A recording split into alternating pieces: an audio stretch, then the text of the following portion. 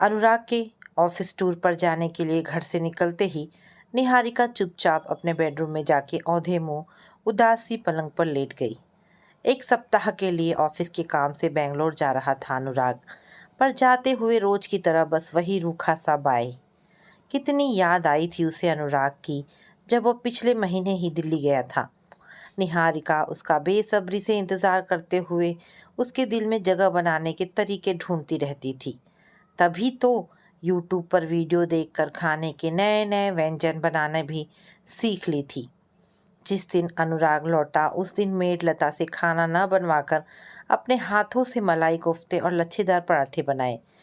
अनुराग ने बना खाना खाने के बाद हल्के से मुस्कुराकर जब थैंक्स बोला तो निहारिका गदगद हो गई। इस बार उसे पूरी उम्मीद थी कि अनुराग खूब हिदायतें देकर जाएगा, जैसे कि इस बार ज़्यादा याद मत करना, अपने लिए बढ़िया लता आंटी से खाना बनवा कर खा लिया करना, रात में देर तक जागती मत रहना, वगैरह वगैरह। मगर अनुराग तो हमेशा की तरह सिर्फ बाय बोलकर कार में जा बैठा और फिर मुड़कर भी नहीं देखा। ये सब सोचते हुए निहारिका को नींद आ गई। उसकी नींद मोबाइल की रिंगटोन बजने से टूटी। अभी अभी लैंड हुई है फ्लाइट, अनुराग का फ़ोन था। ओके, अभी तो कुछ देर लगेगी ना एयरपोर्ट से बाहर निकलने में, फिर ऑफिस के गेस्ट हाउस तक पहुंचने में 1.5 घंटा और लगेगा। आपने ऑफिस में इन्फॉर्म करके गाड़ी तो मंगवा ली थी ना? रात को टैक्सी से जाना रिस्की होता है, ध्यान रखना अपना। निहारिका हमेशा की तरह अनुराग को लेकर परेशान हुई जा रही थी। वह दूर गए अनुराग से बातचीत का कोई ना कोई बहाना तलाशती रहती थी। हाँ ठीक है, कहकर अनुराग ने फ़ोन काट दिया। निहारिका की रुलाई फूट पड़ी। वो सोचने लगी कि अनुराग थोड़ी देर और बात कर सकता था। अभी उनकी शादी को 7 महीने ही तो हुए हैं, पर अनुराग तो लगता है मुझसे बोर हो गया। दिव्या की शादी भी तो हमारी शादी के साथ साथ ही हुई थी। वे तो जैसे अभी तक हनीमून पीरियड पर हैं। उस दिन मार्केट में कैसे अपने पतिदेव के हाथ में हाथ डाले घूम रही थी। और एक मैं हूँ कि अनुराग को खुश करने में लगी रहती हूँ दिन रात, मगर वह चुपचाप अपनी धुन में मगन घर पर भी लैपटॉप लिए ऑफिस के काम में बिजी रहता। शाम होकर चली गई थी। अंधेरा घिरने लगा था। निहारिका को अकेलेपन और उदासी ने पूरी तरह घेर लिया। उसने अपना ध्यान दूसरी ओर करने के उद्देश्य से व्हाट्सएप पर जाकर पुराने दोस्तों के ग्रुप की चैट खोली। अरे वाह, कल सबने गुलमोहर पार्क में मिलने का प्रोग्राम बनाया है। कितने दिन बाद सब इकट्ठे होंगे। मस्ती से बीतेगा कल का दिन। निहारिका ये सोचकर खुशी से उछल पड़ी। मैं भी आऊँगी, लिखकर वह अगले दिन पहनने के लिए वार्डरोब से ड्रेस निकालने चल दी। मैचिंग एक्सेसरीज भी निकालकर ड्रेसिंग टेबल पर रख वह खुशी खुशी सो गई। सुबह काम वाली बाई से जल्दी जल्दी काम करवाकर प्रफुल्लित हो तैयार होने लगी। ब्लू जीन्स के साथ मैरून रंग का क्रॉप टॉप और रूबी का चोकर पहन जब वह लिपस्टिक लगाने लगी तो मिरर में चमकते अपने रूप को निहार वह खुद ही फिदा हो गई। मुस्कुराते हुए हाथ में मैचिंग पर्स लिए वह पार्क रवाना हो गई। वहां पहुंची तो स्नेहा, ज्योतिका, सुजय, अमित और विशाल पहले से ही पहुंचे हुए थे। हाय ब्यूटीफुल, सुजय हमेशा की तरह उसे देखकर हाथ हिलाते हुए बोला। वाह, कौन कहेगा कि तुम मैरिड हो, अमित उसे ऊपर से नीचे तक निहारते हुए बोला। तभी किसी ने पीछे से आकर अपने हाथों से निहारिका की आंखें बंद कर दी। सुरभि, पहचान लिया मैंने। सुरभि के हाथों को अपनी आंखों से हटाती हुई निहारिका खुशी से चहक उठी। सुरभि आंखें फाड़ निहारिका को देखे जा रही थी। अरे यार, मैंने तो शादी के 4 महीने बाद ही वेट पुट ऑन कर लिया, तू कैसे अब तक? स्नेहा भी पीछे नहीं रही, निहारिका की तारीफ में बोली। ये तो कॉलेज में भी बिजलियाँ गिराती थी। पता है, सारे हॉस्टल में चर्चा होती थी कि वो उत्तराखंड से आई इस लड़की की। हम सब तो इसे डॉल बुलाते थे। मेरी प्यारी सी, कुछ भी कहकर पुकारो तुम सब इसे, पर मैं तो चुन चुन ही कहता था और वही कहूँगा। स्नेहा की बात पूरी होने से पहले ही मोहित आ गया और हमेशा की तरह निहारिका पर दुलार बरसाने लगा। चुन चुन, हाँ यार कहता तो था तू, पर यह चुन चुन नाम क्यों रख दिया था तूने इस डॉल का? स्नेहा उत्सुकता से मुस्कुराती हुई बोली। अरे वह गाना है ना प्यारा सा, चुन चुन करती आई चिड़िया, और यही थी ना छुटकी सी चुन चुन करती चिड़िया। मोहित निहारिका का गाल खींचते हुए बोला। हाँ हाँ, हर बात पर गाना सुनाने का तुम्हारा अंदाज याद है मुझे अभी तक, पर ये आज ही पता लगा कि चुन चुन नाम भी गाने से चुराया था तुमने। हंसते हुए निहारिका ने मोहित की ओर देखकर कहा। फिर अचानक उसे मनीषा की याद आई, जो निहारिका के इस नाम से जलकर खूब मजाक उड़ाती थी। दोस्तों को निहारिका के पीछे पीछे घूमते देखकर वह भी जल भुन जाती थी। मनीषा अब तक नहीं आई। कल ग्रुप में तो लिखा था कि जरूर आएगी आज, निहारिका बोली। अरे लो, आ गई वह, साथ में शायद पतिदेव है। दूर से आती मनीषा को देख अमित बोला। मनीषा ने आकर सबको हाय किया। इससे पहले कि वह सबसे अपने पति की जान पहचान करवाती, मनीषा की ओर इशारा कर वह खुद ही बोल उठा। बिना मैम के हमारा मन ही नहीं लगता, इसलिए इनका पल्लू पकड़कर पीछे पीछे आ गया। मनीषा के पति को इस तरह मजाक करते और मनीषा के साथ दोस्तों के बीच आया देखकर निहारिका को ईर्ष्या हो रही थी। सभी दोस्त एक दूसरे के साथ मौज मस्ती करते हुए अभी भी कॉलेज के स्टूडेंट ही लग रहे थे। इसी तरह हंसते खेलते खाते पीते पूरा दिन बीत गया। अंधेरा हुआ तो फिर से मिलने का वादा कर सबने एक दूसरे से विदा ले ली। निहारिका को घर लौटते रात हो गई। चाय बनाकर 2 बिस्कुट खाकर वो व्हाट्सएप खोलकर बैठ गई। ग्रुप में सभी अपनी अपनी खींची तस्वीरें एक दूसरे से शेयर कर रहे थे। मोहित ने ग्रुप में तस्वीरें डालने के साथ ही निहारिका के नंबर पर उसे उसका ही एक फ़ोटो भेजा और नीचे उसने हिंदी फिल्म के एक गाने की लाइन लिखी थी, लड़की ब्यूटीफुल कर गई चुल। निहारिका के चेहरे पर मुस्कान फैल गई। हिंदी फिल्मों और गानों के शौकीन मोहित की बात बात पर फिल्मी डायलॉग और गीतों की पंक्तियां कह देने की आदत से तो वह परिचित थी। मोहित हमेशा उसकी तारीफ भी करता था, मगर आज उसके शरारती अंदाज में निहारिका को इस तरह खूबसूरत कहना उस पर असर छोड़ गया। उसने अनुराग के मुंह से कभी खुलकर अपनी प्रशंसा नहीं सुनी थी। रिप्लाई में उसने जब मोहित को थैंक्स लिखा तो उसका जवाब आया, दोस्ती का उसूल है मैडम कि no sorry no thank you. मैंने प्यार किया फिल्म में अपने सलमान भाई का कहना तो कुछ ऐसा ही है। ये लाइनें लिखने के बाद मोहित ने किस की इमोजीज भी भेज दी। हाँ हाँ, दोस्ती तो ठीक है, पर यह किस किसे भेजा है? तुम्हें ही यार। जब दोस्त तुमसे प्यारी हो तो प्यार आ ही जाता है उस पर। बात को वहीं समाप्त करने के उद्देश्य से निहारिका ने लिखा, चलो और पिक्स भेजो। तुम तो ग्रुप के सबसे अच्छे फोटोग्राफर हो, आज तुमने भी खूब फोटो खींचे थे। मोहित ने ढेर सारे फोटोज भेज दिए, पर वे सभी निहारिका के थे। निहारिका के दिल को ये सब अच्छा लग रहा था, पर दिमाग बार बार याद दिला रहा था कि एक शादीशुदा स्त्री को खुलकर पुरुष दोस्त से पेश नहीं आना चाहिए। मुस्कुराती स्माइली के साथ निहारिका ने लिखा, अरे वाह, मेरी इतनी सारी फ़ोटोज़। जनाब क्यों टाइम वेस्ट कर रहे हो अपना? अब ऐसा करो कि शादी कर लो तुम, फिर तुम्हारी वह दिन रात गाना गाएगी। तू खींच मेरी फ़ोटो पिया, और फिर लेना उसकी खूब सारी फ़ोटो। मोहित का जवाब आया, है कोई तुम्हारे जैसी तो बता दो, कर लेता हूँ शादी। जग घूमया, थारे जैसा ना कोई। निहारिका को मोहित के शब्द ऐसे लगे जैसे मन के तपते रेगिस्तान में न जाने कहाँ से पानी की धारा फूट पड़ी हो। अनुराग के रूखे व्यवहार और चुप्पी साधे रहने से क्षुब्ध निहारिका को मोहित की बातें अपनी ओर खींच रही थी। वह अपने मन को वश में किए थी, पर वह तो जैसे उसके हाथों से छूटा जा रहा था। रात देर तक निहारिका मोहित के साथ चैटिंग करती रही। वह कोई भी बात शुरू करती तो मोहित घुमा फिराकर उसकी सुंदरता पर ले आता। एक दूसरे को गुड नाइट भेजने के बाद जब निहारिका सोने के लिए बेड पर लेटी तो मोहित के रंग में रंग कर भागे रे मन कही गाना गुनगुनाते वह मुस्कुरा दी।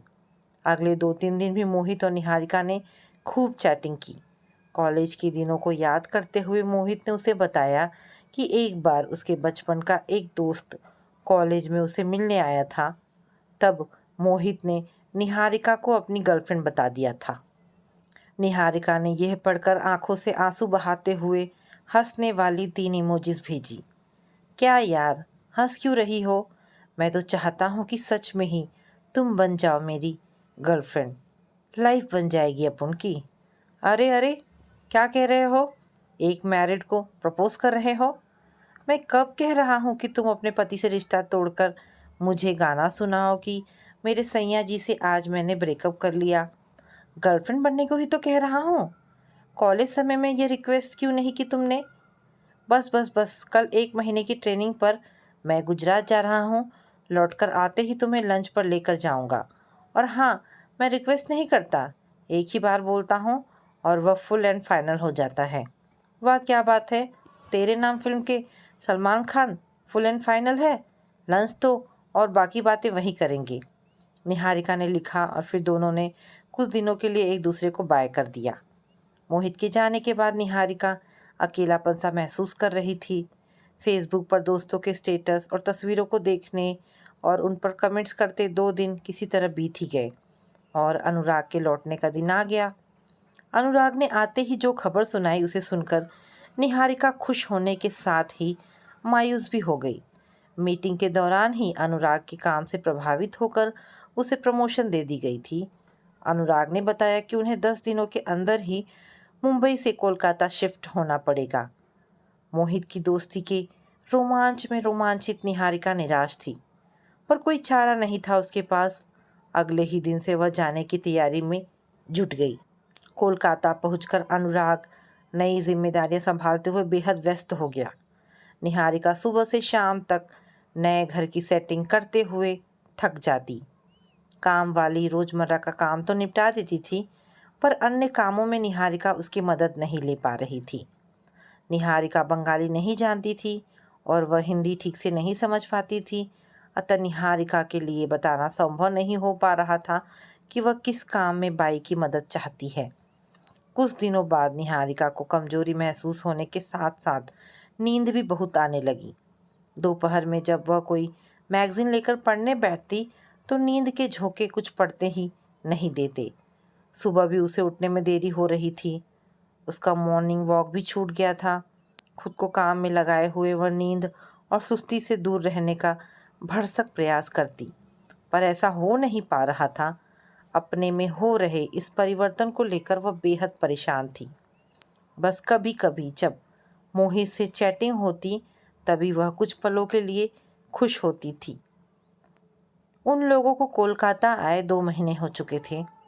उस दिन दोनों को पड़ोस में एक बच्चे के बर्थडे की पार्टी में शामिल होना था। निहारिका ने पहनने के लिए ड्रेस निकाली, पर ये क्या, वह ड्रेस तो निहारिका को बहुत ही टाइट आ रही थी। उसने सोचा ड्रेस धोने से सिकुड़ गई होगी, इसलिए 3-4 और ड्रेस निकाल कर पहनने की कोशिश की, पर कोई भी ड्रेस ठीक से नहीं पहनी जा रही थी। इन दिनों घर के काम में व्यस्त होने के कारण वह ढीली कुर्ती और गाउन ही पहन रही थी, अतः उसे पता ही नहीं लग पाया कि उसका वजन बढ़ रहा है। अब निहारिका ने सुबह सुबह फिर से टहलना शुरू कर दिया और साथ ही व्यायाम भी करना, मगर वजन नियंत्रण में नहीं आ रहा था। थकान हो रही थी सो अलग, चेहरा भी निस्तेज पड़ गया था। जब उसे पैरों में सूजन दिखाई देने लगे तो अनुराग के साथ डॉक्टर के पास गई। डॉक्टर ने उसे ब्लड टेस्ट करवाने को कहा। रिपोर्ट आने पर पता लगा कि निहारिका को हाइपोथायराइडिज्म हो गया है। गले में पाई जाने वाली थायराइड नामक ग्लैंड अब अधिक सक्रिय नहीं रह पाती, तो ये बीमारी हो जाती है, जिस कारण शरीर को आवश्यक हार्मोन्स नहीं मिल पाते।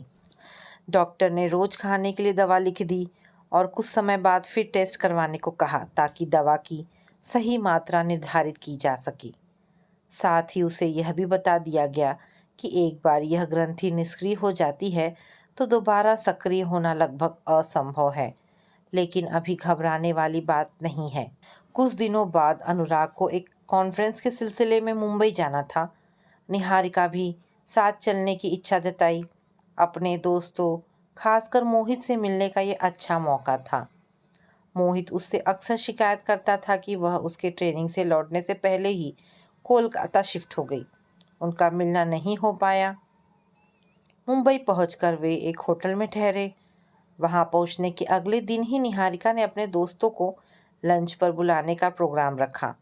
जिस होटल में वह ठहरी हुई थी, उसका पता सबको बताकर उसने वहां के डाइनिंग हॉल में ही टेबल्स बुक करवा दी। अपनी मनपसंद ड्रेस पहन निहारिका बेसब्री से दोस्तों का इंतजार करने लगी। अमित ने सबसे पहले आकर अपनी उपस्थिति दर्ज कराई। निहारिका उसे देखते ही खिल उठी, पर अमित ने उसे देख मुंह बनाकर आंखें सिकेड़ते हुए कहा, अरे ये क्या, तू तू इतनी मोटी, क्या कर लिया? इससे पहले कि निहारिका कोई जवाब देती, मोहित भी आ पहुंचा। फिर एक एक करके सब आ गए। मैं निहारिका से मिल रहा हूँ या किसी बहन जी से? कैसी थुलथुल हो गई है इतने दिनों में? आलसियों की तरह पड़ी रहकर खूब खाती है क्या सारा दिन? मोहित हंसते हुए बोला। निहारिका रुआसी हो गई। अरे नहीं ना, मैं आलसी हूँ और ना ही कोई डाइट वाइट बढ़ी है मेरी। हाइपोथायरिडिज्म की प्रॉब्लम हो गई है। बताया तो था मोहित तुम्हें कुछ दिन पहले। ये मेरी भाभी को भी है, पर तू तो कुछ ज़्यादा ही। अपने गालों को फुलाकर दोनों हाथों से मोटापे का इशारा करती हुई मनीषा ठहाका लगाकर हंस पड़ी। सबकी बातों से उदास निहारिका ने वेटर को खाना लगाने को कहा। खाना खाते हुए भी दोस्त मोटी और कितना खाएगी जैसी बातें करते हुए उसका मजाक उड़ाने से बाज नहीं आ रहे थे। मोहित भी उनका साथ देते हुए बस बहुत खा लिया कहकर बार बार उसकी प्लेट उसके सामने से हटा रहा था। खाना खाने के बाद निहारिका बाहर तक छोड़ने आई। ओके बाय चुन चुन, नहीं टुन। मोहित के कहते ही सब जाते हुए खूब हंसे, पर निहारिका का मन छलनी हुआ जा रहा था। उदास मन से वह अपने कमरे में आकर बैठ गई। घर पहुंचकर मोहित ने उसे कोई मैसेज नहीं किया और ना ही उसके किसी मैसेज का जवाब दिया। अगले दिन दोपहर में जब निहारिका ने उसे फ़ोन किया तो बहुत व्यस्त हूँ आजकल, टाइम मिलेगा तो खुद कर लूँगा कॉल कहकर उसने फ़ोन काट दिया। निहारिका रोज़ इंतज़ार करती, लेकिन ना फ़ोन और ना ही मैसेज आया मोहित का, और फिर वापस जाने का दिन भी करीब आ गया। निहारिका ने लौटने से एक दिन पहले मोहित को शिकायत भरा मैसेज भेजा। कुछ देर बाद मोहित का जवाब भी आ गया। इतना गुस्सा क्यों दिखा रही हो? तुम्हारा मैसेज देखकर तो जवानी दीवानी फिल्म का गाना याद आ रहा है। खल गई तुझे खल गई, मेरी बेपरवाही खल गई। मोहतरमा तू किस खेत की मूली है ज़रा बता?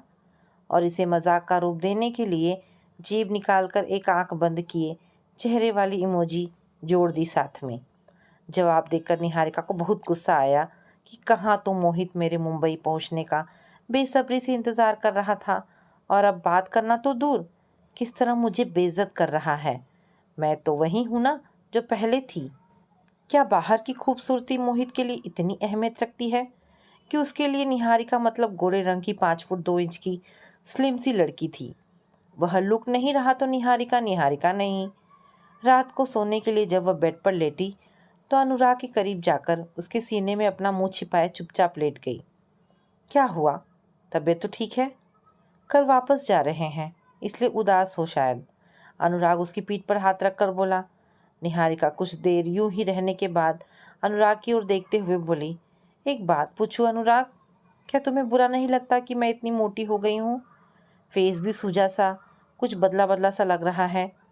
तुमने तो एक स्लिम ट्रिम गोरी लड़की से शादी की थी, पर वह क्या से क्या हो गई?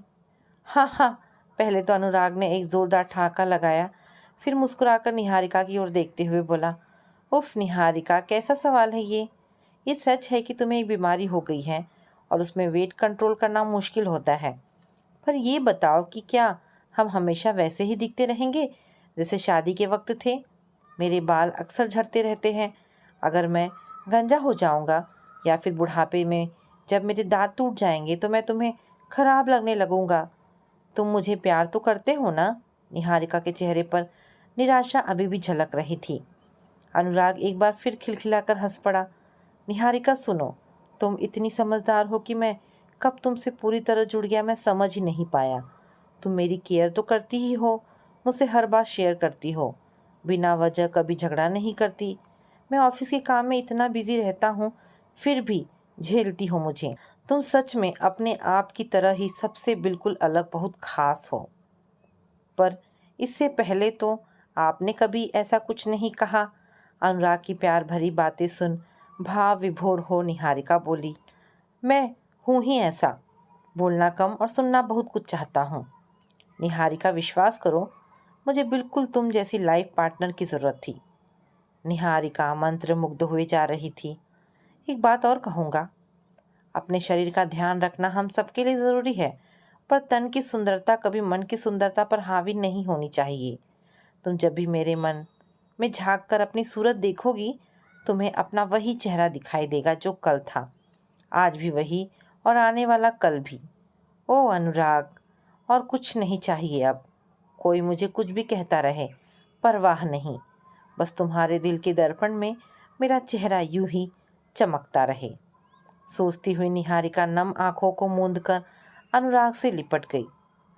अनुराग के प्रेम की लौ में पिघलकर वो बहुत ही हल्का महसूस कर रही थी। तो दोस्तों, ये कहानी यहाँ पर समाप्त होती है।